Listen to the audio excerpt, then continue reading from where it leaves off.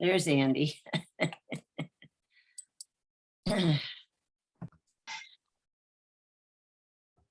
So you've been duly warned. All right, thank you. So we want to welcome everyone. We know that other folks may join us as their timing works out best. And we're still trying to be a little careful about meeting in person. And we know that, you know, the dirt roads are not any fun. So this is a whole lot easier, better on our cars and a little more comfortable all around. We are right now tentatively planning to meet in person in April on the 18th, most likely in East Calais at the Recreation Center for Sugar and Snow, which we've just done, you know, lots of years, but we had to skip it, I guess, yeah, the last 2 years. So we will definitely put out postings both to our group email and to Front Porch Forums. So just be on the lookout for that. We don't have specific plans yet for May or June, but there has been some thought about visiting certain cemeteries. And certainly the weather and the roads will be better, hopefully by then. So just, you know, if you're, you know, on our group email, fine. If you're not on our group email and you'd like to be, I think your best bet is to get my email address from the Historical Society website and get in touch with me, and I'll put you on the group email. You don't have to be a dues paying member, but it's fine if you are. And yeah, I think with that, let's turn it over to Andy, because I know he's got a lot to teach us in the next hour. And he'll explain about various links that he's going to share and what other material he'll make available to us after the meeting through various connections. So let's applaud Andy for joining us and running the show and giving us our program. Woo! Okay, I thought I'd just mention a couple of ideas about ground rules before I start. As Sandal said, I do have quite a bit of material to go through, so I'm thinking that I will pretty much whip through what I want to show you, and you could ask questions when I'm finished. And you can also ask questions by, at the bottom of your screen, you'll see a little icon that says chat. And if you click on that, you can write a question for me, and I can take a look at that after I finish my talk, and then take additional questions as well. So without further ado, I'm just going to start with the program, and I'm going to share my screen.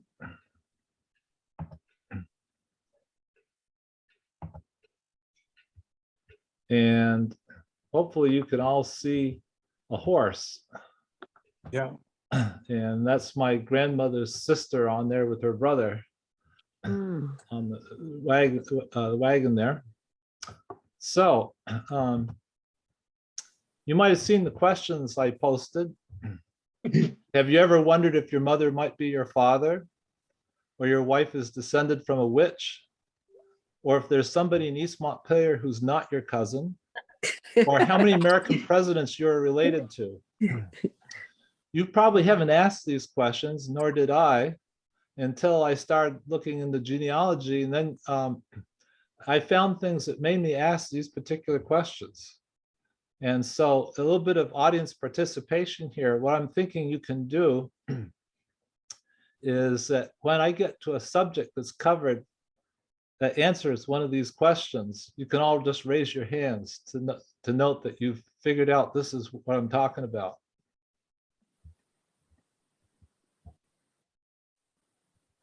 So why do genealogy? I think that there's always a basic need to know about one's roots.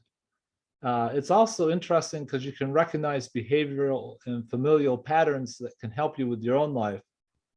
As Santayana said, those who forget history are doomed to repeat it. And we're all one. It's not such an abstract concept after doing family research. And finally, it's exciting. It's like detective work without a gun. So time is passing quickly. And so I kind of think of genealogical and historical work as a triage, and you try to find the things that are most urgent need to be done. And that is, I'm going to move my thing around on the screen here. You can prioritize your tasks, and you can start by interviewing ancestors or relatives who are still alive. You can collect their memories, their artifacts, and do oral history interviews. And keep a wary out for relatives throwing out correspondence and papers. Becky, who's in attendance, and I have had interesting examples of that. When my grandfather had to sell his house very suddenly because my grandmother had to go in the hospital and was incurring medical bills, my grandfather asked to have or had a truck come up and had hired some of my cousins to empty out the attic and just throw everything into a truck and take it to the dump. Oh dear. And I panicked. I was very young at the time, but I panicked and I leaped into the truck and I started throwing everything they're throwing out of the window onto the lawn, thinking I would save it. And some of the things that I saved were the diaries of my great grandfather, a stenciled child's rocking chair, a dress made by my great grandmother in 1805, and a number of things like that. All would have been in the dump, all that history lost if I hadn't done it. Needless to say, I got a spanking for getting in the way of progress, but I did save quite a bit. Another thing to do is to label photographs, take care of materials, digitize video and audio cassette tapes before they disintegrate. Oxide delamination and sticky shed syndrome can destroy tapes. You could tell sticky shed syndrome because if you play a reel-to-reel tape, it will just sort of stick and squawk. And it's really hard to, virtually impossible to play. The color photographs are actually the more recent you come in history, the more fragile that history is. Color photographs lose their color and they're not nearly as durable as the old black and white photographs. Paper, newspapers from the 1920s and 30s and 40s is much more fragile than newspapers from the mid-18 and early 1800s. We design our history today to try to make everything disintegrate faster. And that's why they sell those photo albums, you know, those plastic photo albums with the plastic sheets that go over it to hold the pictures in place. Yeah. They're basically designed to destroy the photographs. So I'm in the process of pulling all the photographs out of my photo albums and getting rid of the plastic sheets. There are plastic sheets you can get that's the archival plastic, which is much better. And finally, preserve and label contemporary historical materials ASAP. How many of you have digital photos or regular photos that you haven't labeled yet? Raise your hand if you have anything that's unlabeled. I just want to remind you all that we are all part of a thread of history, and that what's happening to you now, current history, is, as I said, is being destroyed very quickly, and we're the only ones in the way that can stop it. Oops, went one too far there. Gotta. I'm gonna try to back up a bit here. Andy, I'm going to interrupt for just a second. Would you Yeah. explain to folks that this whole talk will also be available, you know, by as a PowerPoint, you know, just the written part? That's a good point. Sorry to interrupt. No, that's a good point. I think I'll keep it on this setting so I can actually see this better. Here's an example on this page. There's some links. If you want to see, try these links. I can make available a PDF of this PowerPoint presentation, and so you can go to. I'll put this up on the website, East Montpelier Historical Society website, and you can download it and click on these links. So don't feel like you have to take notes on this. One of the things that I was thinking, preservation tips. When you're digitizing images, it's important to be at least 300 DPI, and these high resolution images, we call them mother images. So if you want to make have a picture that goes on in an email or on a website, the ideal DPI for that is 72. But if you do 72 as your original scan, you're wasting all your time, those hours you're spending scanning things. It's much better to do a high res and get daughter images from that. When handling old books and papers, you can use cotton gloves. And there's also a special buffering paper you can use that will take the acid out of paper. And these links will go into more detail about that. Can everybody see this lady here? Mm-hmm. Yeah.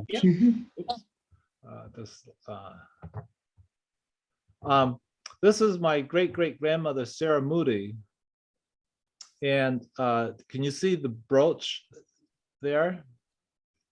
That's magnified. Yeah. Oh, yeah. What's interesting is in this photograph from around probably 1850s, 1860s, if you blow this image up on a computer, you can see that brooch up close. And it's the same brooch. My grandmother gave it to me.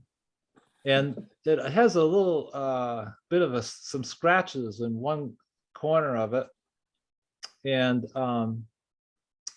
in those scratches, I was able to hear the story from my grandmother where they came from. Apparently a crow came down and stole this brooch from my great-great-grandmother and took it up into a tree.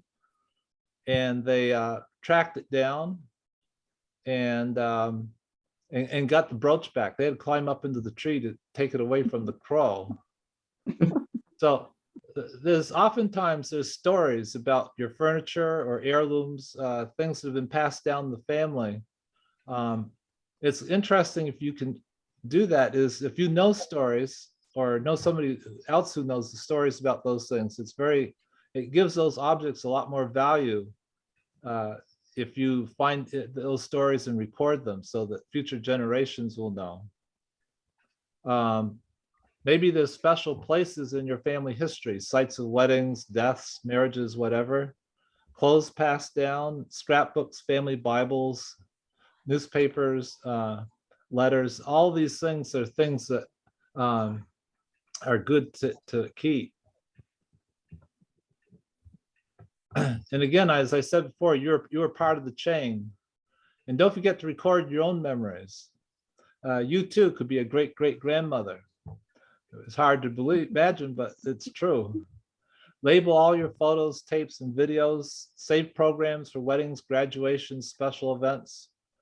And if there are valuable emails with family information and other digital assets, you need to make a plan to back those up.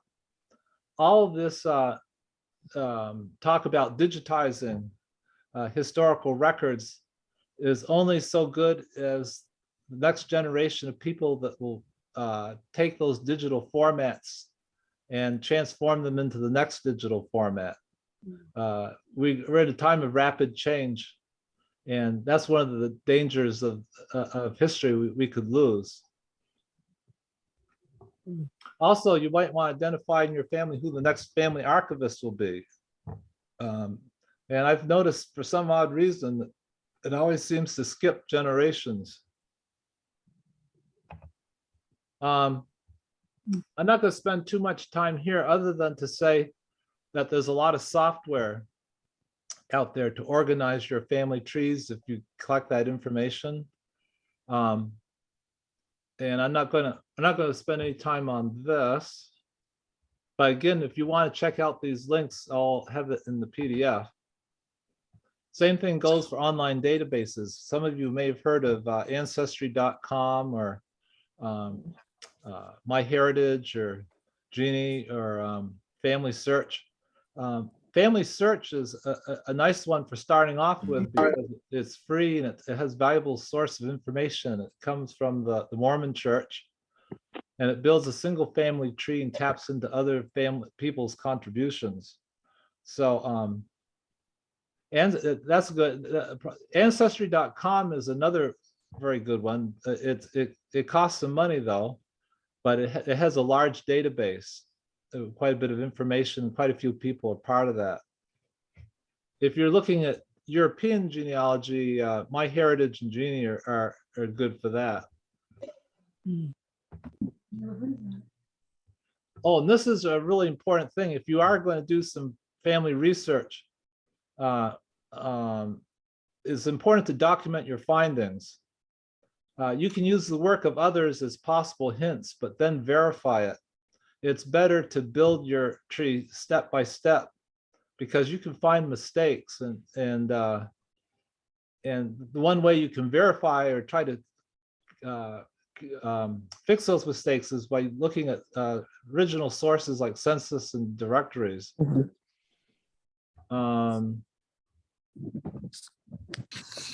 Now, one thing that's kind of interesting about my mother's birth certificate is that she was listed as a male, and it happened more than once. Yeah, and you could see in this one that as it's transcribed in the Vermont records, male is crossed out and is replaced with female at the top. Oh, yeah. Now, what's kind of a historic, I suppose it's rather historic, but I'm the product of a same-sex couple, the first same-sex couple to be married actually back in 1942, before the law even existed. And as a result, my father had to go, parents had to go to the state to try to rectify things because she wasn't gonna, he couldn't be a beneficiary or something for her pension when she retired from teaching. And they finally said, well, the only way we can really change change this is that the town clerk, which I guess was Elmo Hudson in East Corinth, would have to vouch for the fact that my mother was female. The problem is that this clerk had died decades before. She was old at the time my mother was born, and probably would have been 150 or something by the time that my mother wanted to correct her pension. So, actually, this is the point at which I was thinking some of you might raise your hands, because this is actually where I was just thinking that the confusion of whether my mother was my father or not. What would you think if you had two males as parents? Oh, dear. Another thing is sometimes family trees online have it wrong. This is my this is Mary Adelaide Stevens, one of my ancestors. She was called Widow Stevens, and she had a fiery temper, and she worked in cleaning houses, but she wouldn't clean a house until she'd read every piece of printed material in the house first, because books were scarce. And they listed her mother as Mary Jane Carter, and I happen to know that's not true. And then there could be duplication. Here you could see that Susan Adelaide Butterfield married George Butterfield twice. I mean, Susan Adelaide Sawyer. She married the same guy twice, and then she also had two children that were the same name. And then she had a third unknown spouse. None of that's true. good. And then in my case, of course, I'm puzzling because I know that my parents had 3 kids. And here there's 5 listed. Oh, We're all listed as private. I don't know who the other 2 are. Oh. So it's important to verify and document. So one of the workflows I've settled on is to use and build and expand my tree on ancestry.com and then download it to Family Tree Maker, or Roots Magic is another program if you have that.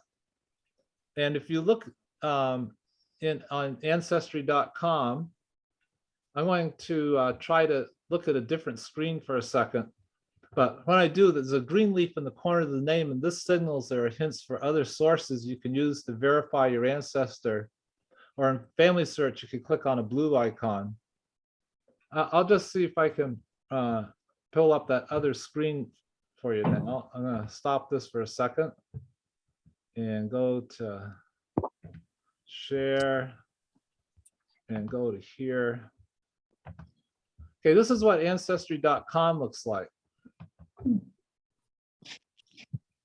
And you might notice that I just picked this at random out of my genealogy, but you notice that there's these green leaves here. Mhm. And there's also an arrow here. So if you click on these things, it will open up another layer Oh, for goodness sakes.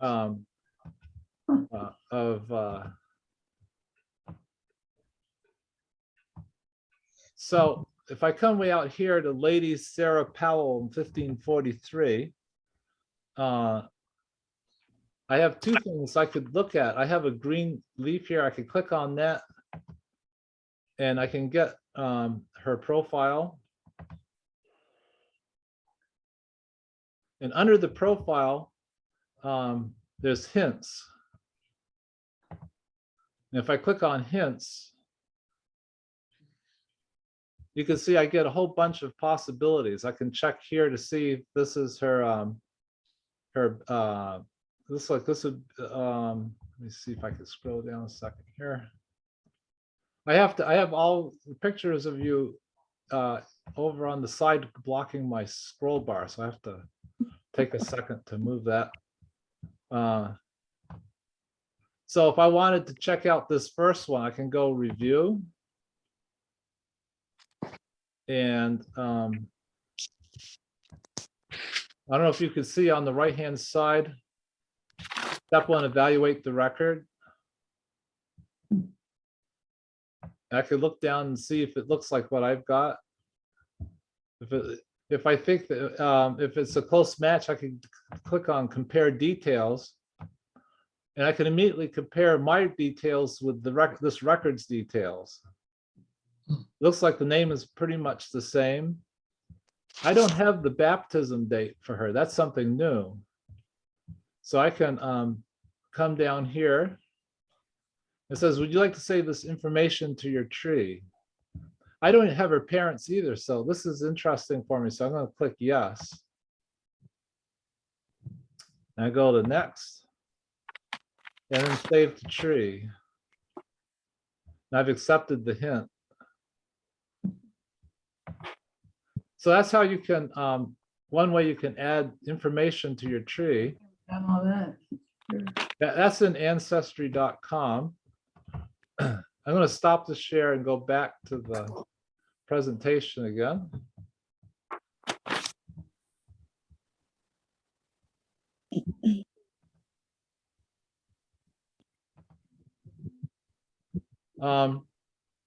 So you saw how I chose well, I guess I didn't do the potential mother, but if you click on the potential mother, it goes through the same process and it asks you to compare what you've got with what they have. And that way you can quickly build your tree. But again, it's important to actually look at all the hints they give you, which includes birth records, marriage and death records, and so forth. Let's see. Types of sources. Original sources are the original spoken word or record.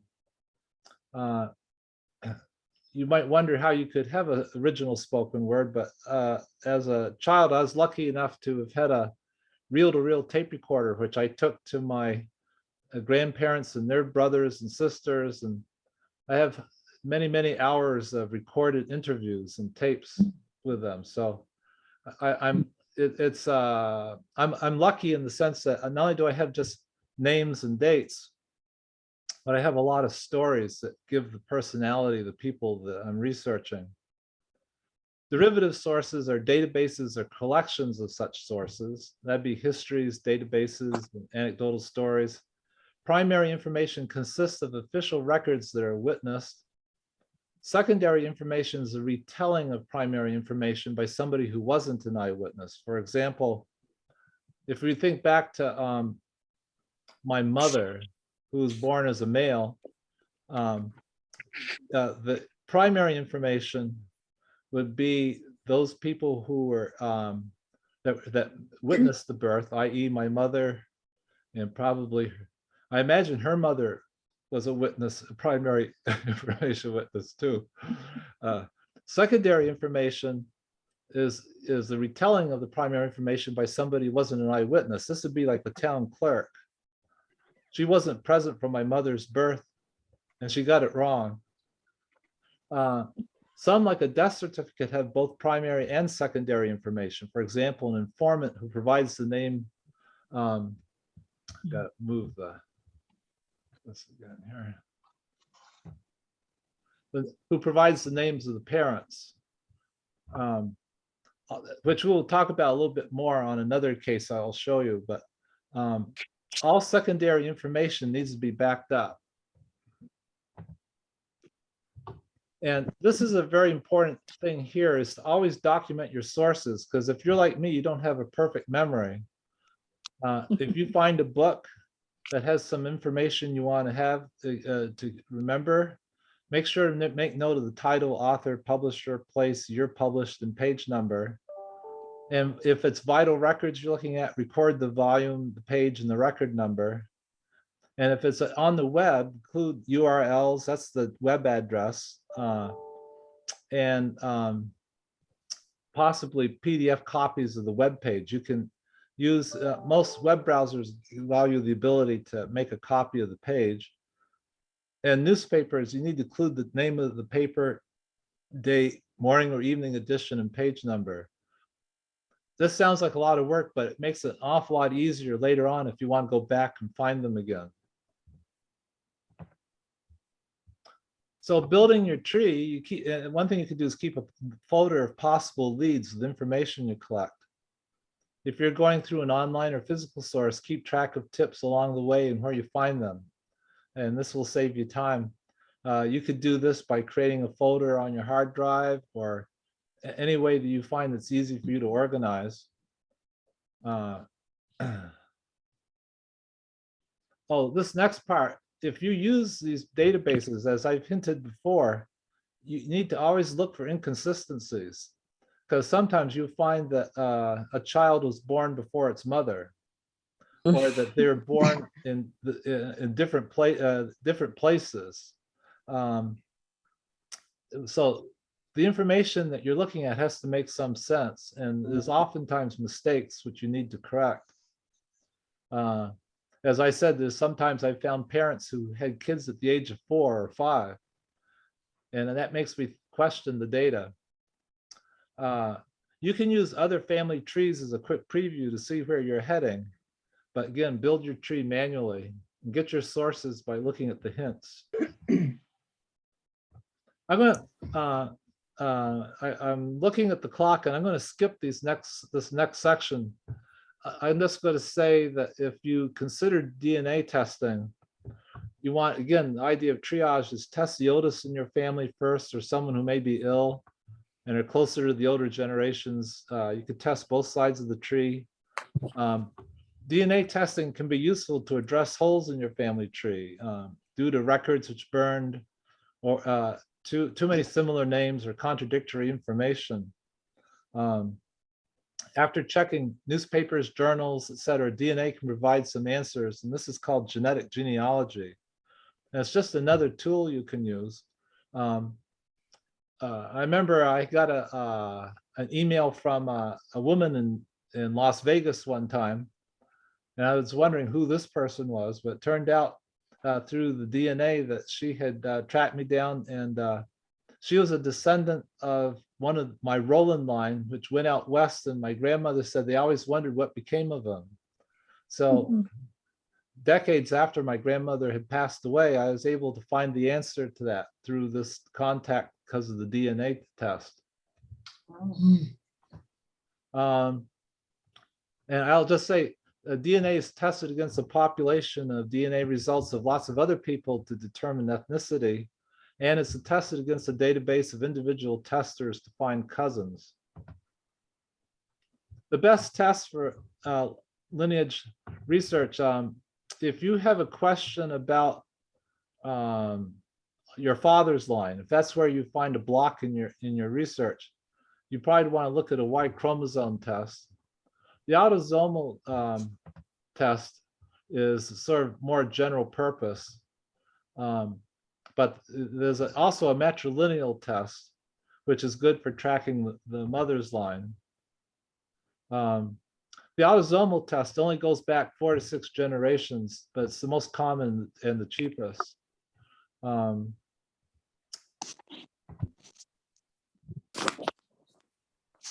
So I think I'm going to skip this. I'm going to skip to witchcraft now. My 9th great grandmother was Susanna Martin. And on July 1969, she rode on a cart with 3 other women to their execution. The other 4 were Sarah Good, Rebecca Nurse, Elizabeth Howell, and Sarah Wilds. And one of Rebecca Nurse's descendants is Richard Wiswall, who's the owner of the Kate Farm. And there are other people in town that I know who are witch descendants. And also I know some people in town whose ancestors were witch prosecutors. They're the ones who are pointing the finger at some witches. So, and then last year, I discovered that Susanna Martin is also my wife's 8th great grandmother. So Jennifer is my 8th cousin once removed. Right. And this is where you can raise your hand again. This is, I think, the second question, wondering if you want to know if your wife is a witch. Had a witch. If you didn't raise your hand, you better get ready. Raise it faster on the next time we come to a question there. So slicing and dicing the data. There's a lot of exciting projects you can contemplate. What do you do with all this information? You could think about doing just a genealogy of your paternal line or your maternal line or all your lines. Or you could think about maybe doing a genealogy of the inhabitants of your house. I started working on a Hammett genealogy since I live on Hammett Hill Road in the house that the Hammets lived in. And have taken their genealogy back a ways and see how they fit into our town's history. If you dare, you could do a political genealogy, tracing the political orientation back through the generations, and that could be pretty interesting. My aunt Jackie, I don't know, maybe some of you might remember Jackie, but she was over in Bradford Academy in the late 20s, I guess, or early 30s, and they asked all the Democrats to, all the Republicans to raise their hands. So everyone raised their hand. Then they asked all the Democrats to raise their hands, and Jackie was the only one who raised her hand. And there was a stunned silence in the room, and then they told her to leave. But she didn't have to be encouraged too much, because she leaped up and ran to the door and slammed it and left the school. And there's a whole bunch of interesting political history around my great-great-grandparents and around abolition and their advocacy during the Civil War, including some who fought in the Civil War. And there's writing projects. You could write a history of your family, starting maybe with your 16 great-grandparents and follow it to the present, or all your great-grandfathers, or all your great-grandmothers, or you could, there's other patterns besides politics. You could look at occupation, diseases, artistic talents. You can make any number of different kinds of genealogies. I've been thinking about writing some vignettes or profiles in courage about some of the ancestors I thought were particularly courageous. including that witch, Susanna Martin. Then the one thing I've found interesting is doing some reverse genealogy. Instead of just going up, I've been thinking about coming down. And I say it might be interesting to make a neighborhood family tree to show how you're related to your neighbors.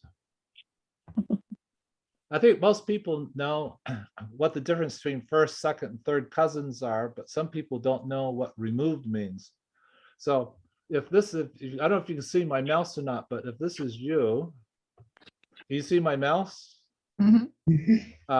You have a brother, and then they have nieces and nephews. But if you go to your parents, their brothers and sisters have kids, and they become your first cousin. And if those first cousins have kids, they are to you a first cousin once removed. And if they have a kid, then they become first cousins twice removed. So your parents' siblings or your aunts and uncles create first cousins. Your grandparents creates second cousins, and your great grandparents create third cousins, following that same pattern. If this is too confusing to grasp right now, as I said, this will be on the PDF that you can look at later. Now, I'm going to just tell a quick little story. Lila is with us tonight, and she, when she was a young kid, was wanting a music box, and she was looking for some in the dump when she went with her father to the dump, which is over in East Calais on Moscow Road. And she found a wedding book. And in this wedding book was this couple. And for years, I tried to locate them and wondering why their wedding book ended up in the dump. And I gave up. Then about several years passed. It turned out that this bride here, she actually, she became a Mormon and put her genealogy on FamilySearch.org. And that opened the floodgates for me. I went to work and I found out, I was able to locate her. And in the process of researching where she lived, I found out that she was my ninth cousin. Wow. I found out that her husband was my ninth cousin, and that they were also cousins to Peter, who married Lila. So I rearranged to send this back to her. She was in Maine at this point, and we had a phone call with Lila and her, the bride. This man, they had divorced and he had died earlier, but she was able to talk to the bride, and we found out she had no idea where the wedding book had gone, and why. And this is down in the Randolph area. How it ended up in a dump up in East Calais is hard to imagine. Now, to add just one more little thing to this is that this couple here, the bride here, is also related to the Ormsbys. Just from and descended from Thomas Ormsby from Rehoboth, Massachusetts, who was one of the sons of Richard Ormsby. Yeah, that's right. So the plot thickens. Now, I mentioned, one of the things I mentioned was that it might be you probably never thought about which cousins in town, the people in town, which ones are not your cousins. But if you take a look and start checking your genealogies against each other, you'll find that you're related to most everyone. I found out I was related to my wife. I was related to our neighbor Court Richardson. I'm related to Richard Brock. I'm related to June Morse, June Morse, by the way, we are both related to Alice Mary Kimball, one of the founders of the Adamat Music School. And we're both related, distantly related to Frank Sukamel. So this is Jennifer here. my ninth cousin once removed. And this is the witch, which you probably can't see very well because it's rather small, but it was Susanna Martin. And this is our lines going down to how we're connected to her. Now I want to talk a little bit about the Ormsbys because this one really fascinates me.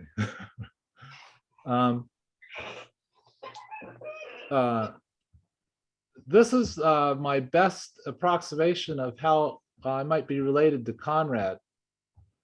It goes back to Richard Ormsby and Sarah Upham. Richard Ormsby came from Lincolnshire, England, came to Saco, Maine, and then went to Rehoboth, Massachusetts. And this is my line. It goes Thomas Ormsby, Thomas Ormsby, Thomas Ormsby down. And there's the Flints, which connected to that couple who lost, the bride who lost her wedding album. And then it comes down through my mother to me. So I think that we're seventh cousins twice removed. And what I'm going to do is I'm going to show you, explain why I think that's the way it is. Because what I found is when I was looking at this genealogy, I go back in time to Joshua Ormsby and Rachel Chase. That seems pretty straightforward. And it also seems pretty straightforward coming from here, working our way down through John Ormsby to some Joshua Ormsbys here. But there's some fuzziness. There's a link missing here that's not as secure as I would like to make it. So I'm going to just show you how what it looks like if you look at these. I don't know if you could see this or not, but this is a screenshot from Family Search. And it starts with, well, everyone knows Manuel and Marilyn Peel here. And this is her parents and his parents. It all goes right back to, as I said, to that Joshua Ormsby and Rachel Chase. So far, so good. That looks pretty. Oh, but then the problem is that it stops there. These aren't listed. It doesn't go past Joshua and Rachel. So I'm going to go to, and this is the death certificate for Nathaniel Ormsby, who Conrad mentioned at the last meeting. It says here that he was born in Rehoboth, Massachusetts. And his father is Joshua Ormsby and Rachel Chase. So far, so good. But now what comes is something unusual, is that in the 1850 census, Nathaniel Ormsby told the census taker that he was born in Rhode Island. So that kind of threw me. So I looked for more information to try to sort this out. And there's more supplementary information here. Joshua Ormsby is married to Rachel Chase, but it says down here that they lived in Warren, Rhode Island. And that's where he's buried. And he's also buried there too, which Yeah. is another good argument for maybe that's why he's actually from Rhode Island. And this is another one. There's a Mrs. Gertrude Ormsby Gale in New England Families book, talks about how her descendants were in order. Alhanan Winchester Ormsby, who was the son of Caleb Ormsby, who was a brother to Nathaniel, who's the son of Joshua Ormsby and Rachel Chase. Again, died in Warren, Rhode Island. And then finally, I have, this is the will of John Ormsby, who, it's hard to read the writing, but basically he says that talks about his son Jonathan and Joseph, and my grandson Joshua Ormsby, the son of Joshua Ormsby. So we know there's 2 Joshua Ormsbys in a row. So that's how I ended up. I'm going to go back. So this is why I said this is my best guess of how this line works. It looks to me like there's probably 3 Joshuas. There's a record of a Joshua Ormsby marrying a Mehitabel Boyden. And if I don't have that there, then this Grace Martin would have been 60 or so when she had this Joshua Ormsby. So, and so this is where if you're working on a genealogy like this and you're running into some unusual situations, you want to talk to somebody who's an elder Ormsby. So this is probably where I'd get on the phone and talk to Conrad and say, hey, can you tell me what's going on here? Oh, my goodness. So That's I'll keep going for now, but maybe I'll come back to you, Conrad, with that question. Okay. Finally, one of the other questions is, how many famous people are you related to? And I'm going to stop the sharing and try to pull up another screen, which is, let's see if I can find it.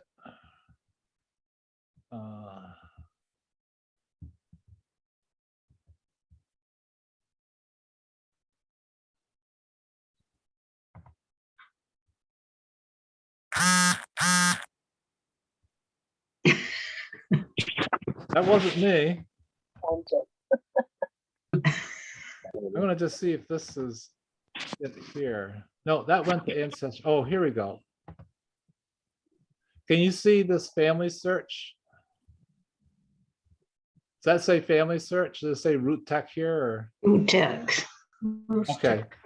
So if you go to familysearch.org, this is the one.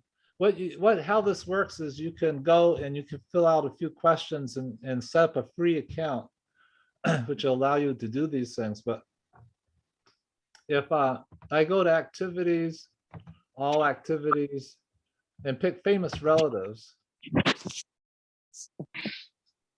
Oh, I guess I signed out. Just a second. I got to sign back into my. Okay, here we go. So these are all. You remember? Let's see. I just look to see if there's any show of hands yet. Does this? Remember, I asked the last question was. We're all slow on the draw, but this is the last question that I asked: is how many U.S. presidents are you related to? If you've ever wondered this, you can come here. And this will show you all these famous people that you're related to. These are the presidents mostly, except Marie Antoinette wasn't a president. And Princess Diana, the Wright brothers, entertainers, Emily Dickinson, Mark Twain, Nathaniel Hawthorne, Agatha Christie, Bing Crosby, Greta Garbo, Robert Peary, Gordie Howe. So you might say, well, that's clever. How do you know that you're related to them? How could that be? So let me just pick one at random here. I'll just start with Franklin Pierce. The way it works is they have the genealogies all mapped out so that you can there I am right here. You might recognize some of these names from the previous genealogical lines I showed, but there's Franklin Pierce. And our relationship is described at the top. We're fourth cousins 5 times removed, and this is exactly how we're related. Good grief. And they do that for all the ones that I showed you. Like if I want to see how I'm related to John F. Kennedy, he's my 8th cousin 3 times removed on my through my father's side, and this is how I'm related to Abraham Lincoln. Goes back to William Scott of Hardin and Agnes Murray. So you too could do this. You could find out how many presidents you're related to. And another thing I was reading about family searches, they're developing apps. So you could download an app to your phone. And if you're at a party or a meeting, you could walk around to different people and it would automatically detect if you're all logged in, it would automatically detect your presence with your phone and immediately show you how you're related to everybody at the meeting or room you're in. Oh, Lord. So the plot thickens again. Let's see, I think that's, I'm gonna stop the share now and go back to the presentation here.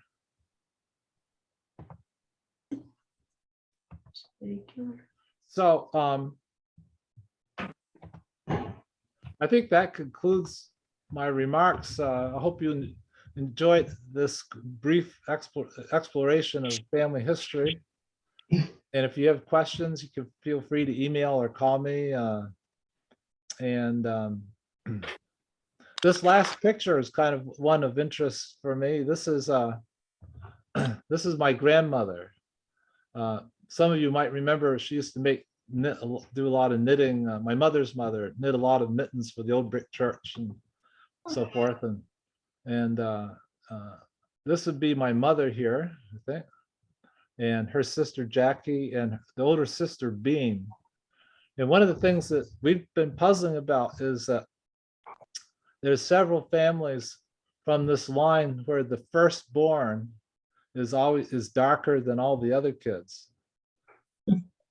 And we don't know why. She grew up, of course, and had her own children, grandchildren, great-grandchildren, this girl here. And she was visiting her daughter in Florida, and they almost got in trouble because they thought she was a black and in a non-integrated area, but it was actually my cousin's mother.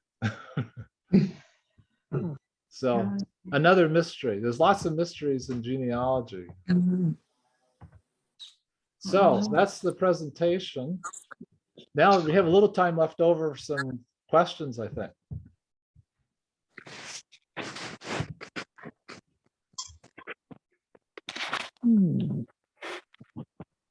I don't know if I have the view of everybody.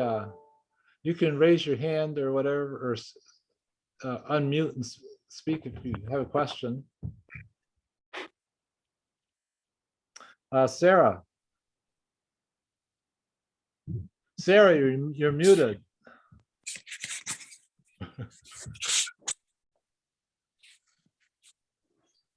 I don't. Did you have a question, Sarah? Oh, no, I can't believe we're not related. Are you sure you've looked into it enough? I haven't. One never does. I'm really feeling like we do have some kind of connection. Well, give me your Genealogically.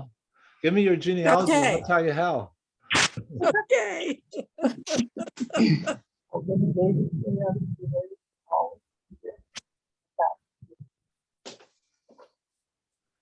Somebody's talking. Do you have any questions, Tom? Come over here. Come over here. While you're thinking of questions, I'll ask Conrad a question. I was just curious, did those charts and what I said about the Ormsby's ring true? And did you have any comments or questions or? I don't have those generations committed to memory, but I was always suspicious between the genealogy that someone else did and presented to us. The business between Rhode Island and Rehoboth that I think many times, and I was suspicious of that between East Montpelier and Calais, that the pregnant woman went home to mother to give birth. It might be in the adjoining town. It is. So that even though her mother lived in a specific town, she gave birth in another town. No, he said I looked at a map, and Rehoboth and Warren, Rhode Island are only about 20 miles apart, I think. That's right. That's right. Oh, And both Nathaniel and Caleb came up to Vermont from Rehoboth. But they had owned property in a couple different places in Rehoboth. And it's interesting, I mean, it goes back to King Philip's War and some of the land that they actually got from King Philip. Hmm. Oh, I forgot to point out that on one of those slides, it told what regiments they were fighting in that war. yeah. Andy, I have a question, Mhm. more about sort of your time management with doing this. Yeah. You know, I don't know. I just wondered if you kind of set a certain time block or season or time of day. I think, you know, it definitely takes discipline, plus you keep having to do more and more and more.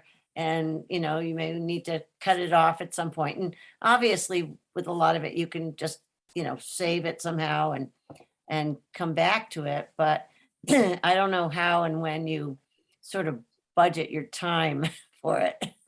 Well, oftentimes I don't. There's lots of times where I don't do anything at all. And at times like that, I delegate all the work to Rebecca Palmer, who's in our group here. Maybe Thanks. Becky wants to say a few words. no, I didn't think you were gonna have me talk tonight. Can Oh, you hear well, me? You can hear me, huh? oh yeah. Yeah, I just saw a comment about family search too, and I use that a lot. And ancestry and find a grave. In fact, today I was working on the Cutler Cemetery in East Montpelier. I took pictures of the headstones. And so I'm finding how I'm related to all those people that are buried there. And there was a Hammett name in there, Andy. I'll email it to you. Oh, good, thanks. So there's so many things that you can do in family history research. And so time is, it's a big issue. And I actually, I mean, I'm retired, so I do it as whenever I want and spend a lot of time doing it. So I don't know about being organized, so. And thanks for your presentation, Andy. I heard some new stories from you Oh, tonight. good. When Becky comes to visit Vermont, we usually go off to visit cemeteries with our cameras and Great. talk shop. I see Becky posted a question in chat, Andy. Oh, Which thank you. missed me. I'll look at the chat here. There were some changes somebody made that were to something incorrect that were corrected. Oh, Oh, that's Zoe. Yeah, that's actually the one time where I've noticed that there's been an interest in genealogy from one generation to the very next generation. No, this is Jennifer. Oh, it Talk says, Becky. it says ZC on it. No, it says Sandra Doyle. Oh, Sandra Doyle, not Becky. I was looking at the first one from Zoe. Oh, sorry, I only see Sandra's. Okay. That's my sister. Aha.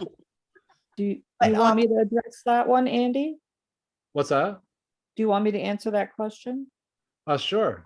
about family search? Because one drawback of family search is that it's open for anybody to use, and other people do go in every now and then and make changes, and sometimes they're wrong.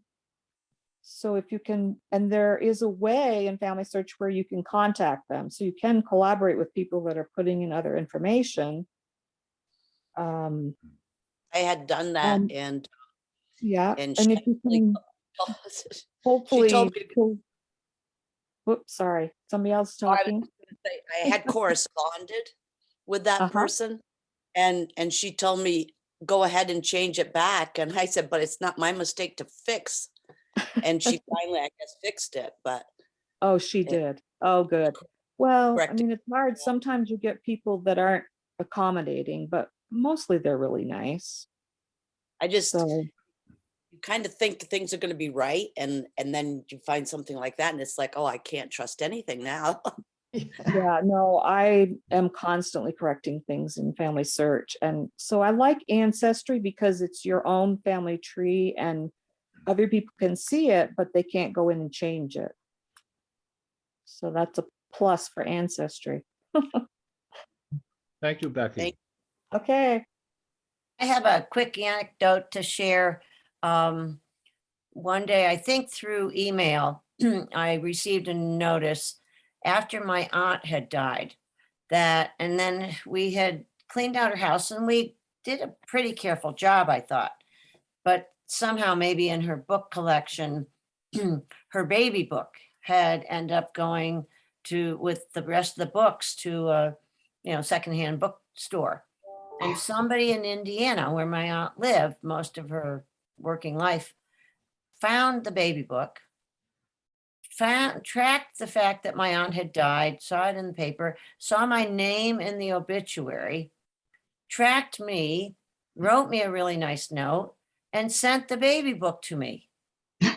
And so it was kind of like Lila finding, the wedding book in East Calais when it was really, the source was Randolph. But I was just totally floored and I sent the lady some maple syrup. I thought, what a nice thing to do.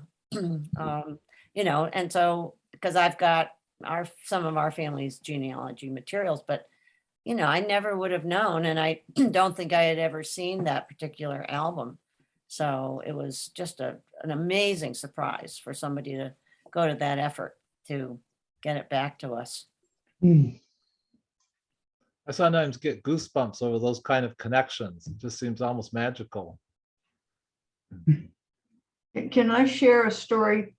In 1966, Conrad and I and the kids were living on Berry Road. And one afternoon, a car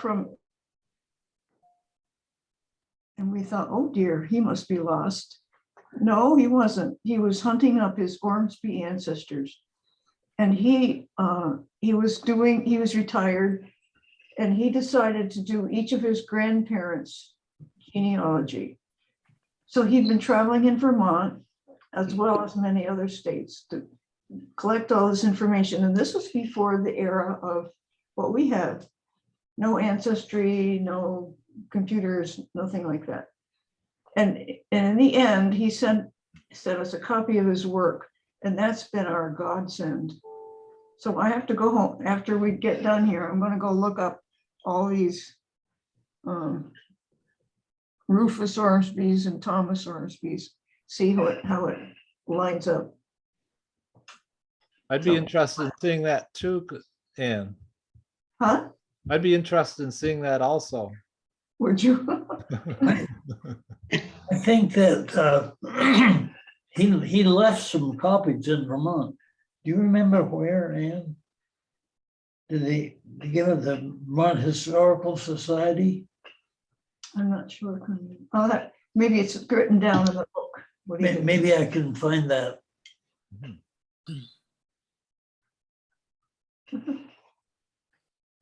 It sure is helpful. Juanita, are you over on George Road? I am, yes. Okay.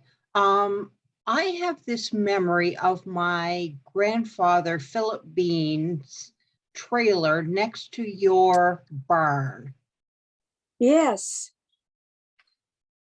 My son went to school with, he's 31 now, and I can't think of her name. Kelsey, my yes. niece. Yes. And her dad mentioned it one time. And yeah, he remembered coming here with his dad. Okay, I remember driving by it. I was very young. My grandfather died when I was 5.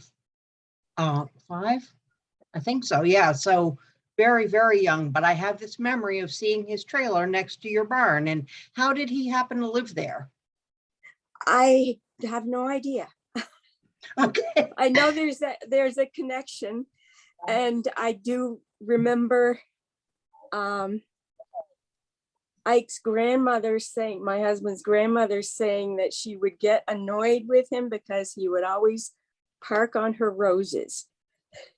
He would park Hey, beside the that would be rose and annoying. park on her rose plants. And we still have those rose bushes here. Well, good. I'm glad he didn't kill them. No, and in fact, for graduation, we dug up one and gave it to Kelsey. Oh, how nice. Yeah, I don't live far from you. I'm over on Gray Road. Oh, then you're quite close. Yes. Well, good. I'm glad my memory is serving me. I just Yes. wish I knew Stop- why he had lived Stop in there. and say hi But sometime. yeah, absolutely.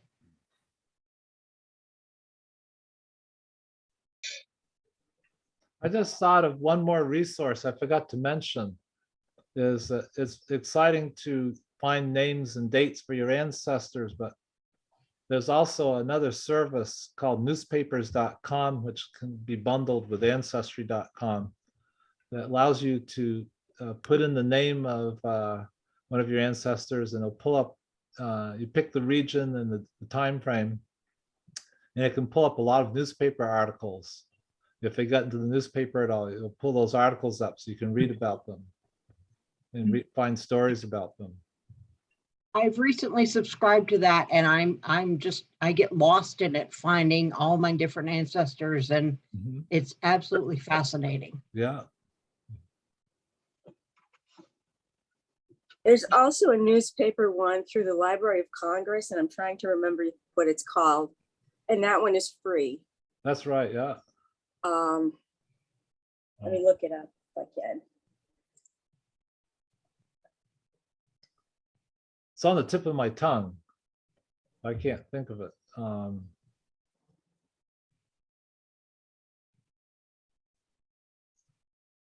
Get it at midnight, Andy. So, It's called Chronicling America. oh, And that's it's right, yeah. it's from the Library of Congress. And I've used that quite a bit. And found a lot on my family and some on Ike's family. Juanita, can you repeat the title of that again? Chronicling America. Okay. And it's from the Library of Congress. It's a free service. Thank you.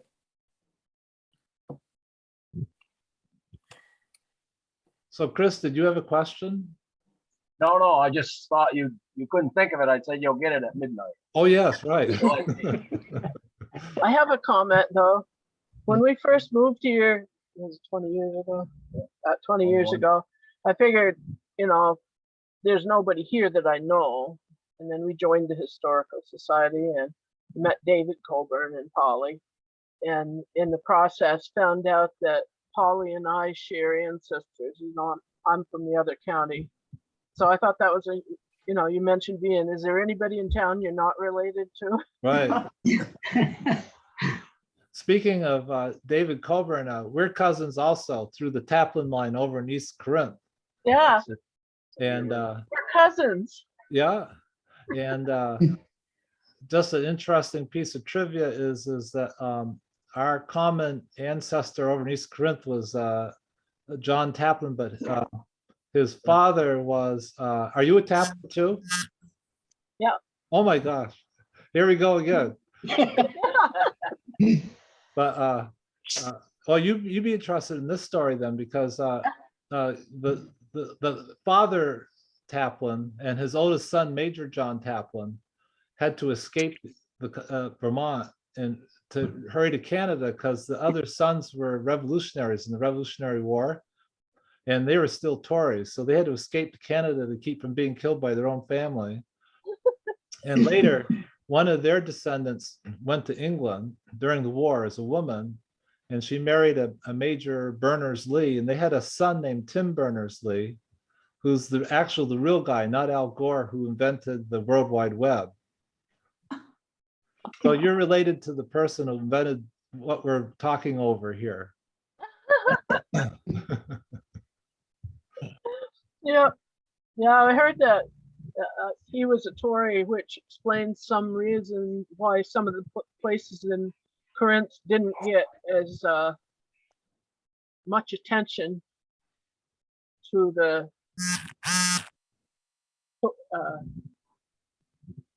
redcoats by the redcoats as others did. Mhm. I have a question. We were lucky enough to be contacted by a relative who, by the name of Love, who actually started a website called loveancestry.com. And I was very excited by all the people we were related to or descendants of, like Alexander Hamilton. And I told my kids, and they could have cared less. They could have Yeah. cared less. And do people share that experience? But Sarah, following my rule, which is generally true, except for my daughter, if they have children, they'll be interested. Okay, that's right. Skips the generation. Yeah. My son is really interested. Oh, there's Every another. time I Oh, learn oh, something that's new great. and I tell him, he is just fascinated. He loves it. The reason I say the skipping generation part is I was just completely fascinated by family history since the moment I was born, I think. But my parents weren't, but my grandmother was. Her parents weren't, but her grandfather was. And so it's in my matrilineal line, it always skipped a generation. Where's the spark? Go back inside? I need you to organize this though, Andy. And your next free time slot. I don't know when that'll be. I don't know. Well, I'm thinking that it's getting a little late and we really should give Andy a show of our appreciation because we've all been down some great roads with him. If you joined us a little bit after 7, we are hoping to have an in-person Sugar on Snow party on April 18th, which I think is Patriots Day in Boston and in Massachusetts. And we'll get word out through our email group list and through Front Porch Forum in Calais and East Montpelier. So, you know, you'll come if you're comfortable. You won't come if you're not comfortable, but that's certainly going to be your choice. Or if you're too far away, and we know some folks have joined us from a distance, which is really wonderful. That's the exciting thing about Zoom, is you can, it's a lot of meetings that way. So, and I have to say, between Juanita and maybe John, I love it that every Zoom meeting I go to, somebody's cat shows up. And maybe we heard Sarah's little dog barking or somebody's little dog. Oh, here, I'll show you our new puppy. Hold on. We'll show, he's not really a little puppy anymore. There it is. Oh, Little corgi, yeah. Didn't he get his picture in the paper, Sarah? I think saw. know, isn't it great? Jeb, to have your life chronicled by Jeb Wallace, Yeah. Bocher. It'll be easier someday when his his descendants are trying to do their genealogy. They'll say, oh yeah, that was when Sparky came to East Montpelier. And Andy's daughter got in the paper from Jeb taking a picture. So yeah, it's great. Well, I hope everybody does well and stays off the dirt roads as much as you can, because they are hazardous right now. And hopefully by April, we'll be able to get together some. Yeah, I'm not sure about long range for folks like the Ormsbys who are at a distance. If we are doing meetings to, you know, in person that can be easily Zoomed as well, we'll do our best to do that. So we just don't know quite yet how things will evolve. And again, we're hoping to have some May, June maybe, would be to visit a couple of different cemetery sites. So, you know, it's been a little tricky for us to figure out when to kind of get back in person. And as you know, from so many other places and group gatherings. But feel free to give me feedback, Andy feedback, anybody who's, you know, active with the historical societies in both towns. And I'm glad that we were able to do this jointly as well. So thank you, Andy, and good night, everybody. Take care. Good Night. night. Thanks, Sandy. All right. Yes.